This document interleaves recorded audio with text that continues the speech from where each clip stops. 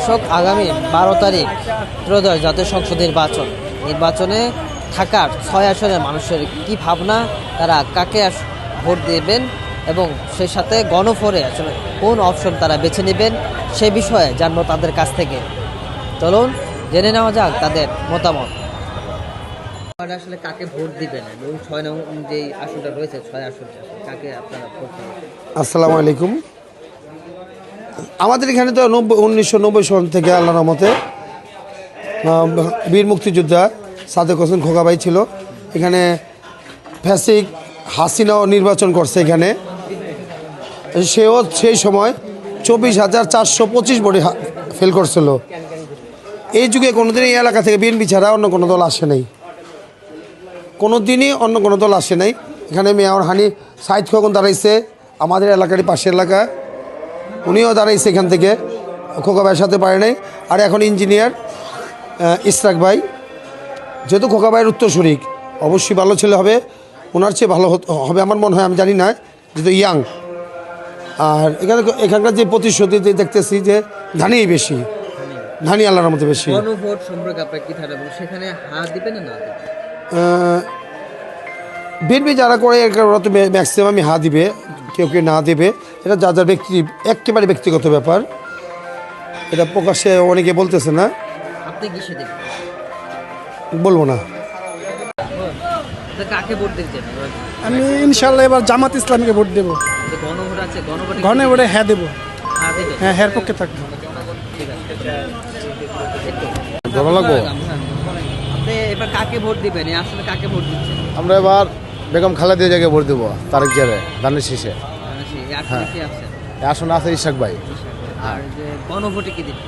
গণভোটে কি দিব না দিব, আমি তারেক রহমানকে ভোট দেবো ধানের শীষে।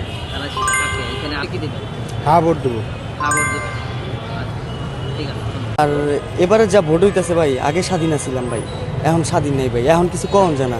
এই যে এখন বলতাছি, কোন সময় মারে বলা যায় না, ঠিক আছে ভাই। 10 কথার এক কথা আঙ্গ কোনো ভোট নেই ভাই, আমরা ভোট দিব না। আসলে কাকে ভোট দিবেন? আমরা তো চাই দেশে একটা ইসলামী রাষ্ট্র কায়েম হোক, কোরআন আইন অনুযায়ী, এই সুন্নত অনুযায়ী রাষ্ট্র চলুক। আমরা এমন একটা রাষ্ট্র চাচ্ছি যেমন একটা সরকার প্রতিষ্ঠিত হোক। আমরা চাই ইসলামী রাষ্ট্র, ইসলাম দলই ক্ষমতা চাচ্ছি। আমরা চাচ্ছি ইসলামী আন্দোলন চরমনায় পীর সাহেব, তাকে চাচ্ছি। আর গণভোটে কি দিবেন? গণভোটে সরকার যেহেতু বলছে হা পক্ষে, মনে করেন ওলামায়ে আমরা বলতে হা পক্ষে, আমরা ইনশাল্লাহ হা পক্ষে রায় দেব। জি, আমরা ভোট দেব যাকে সুখে দুঃখে কাছে পাই, যাকে আমরা মানে সর্বসময় যাতে কাছে পাই।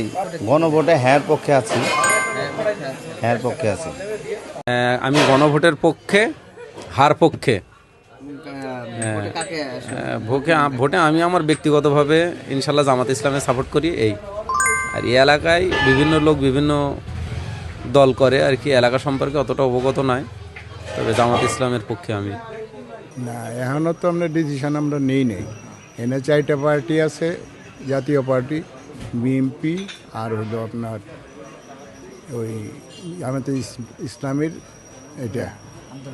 হ্যাঁ, এই 4 জনের মধ্যে একজনটা দেওয়া হবে, কিন্তু আমরা এখনও ডিসিশন নেই। গণভোট সম্পর্কে কি ধারণা আছে? সেখানে হাফ দেবেন না দিবেন?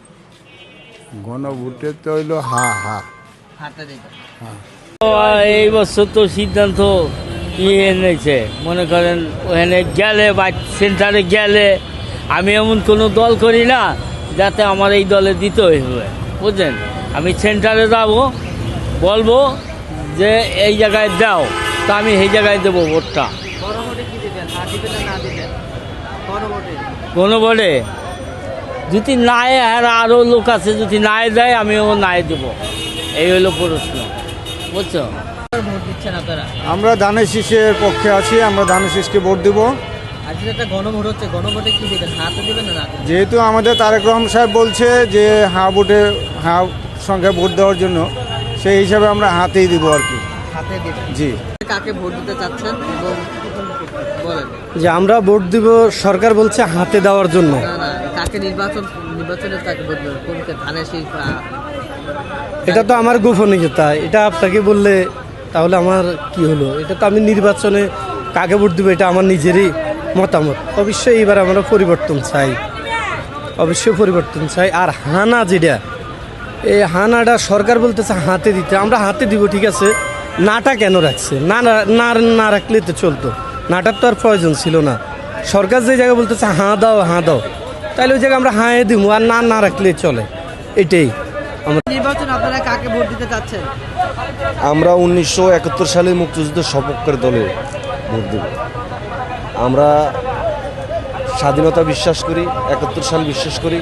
30 লক্ষ মা বোনের ইজ্জতের বিনিময়ে, 2 লক্ষ মা বোনের ইজ্জতের বিনিময়ে দেশ স্বাধীন হয়েছে। আমরা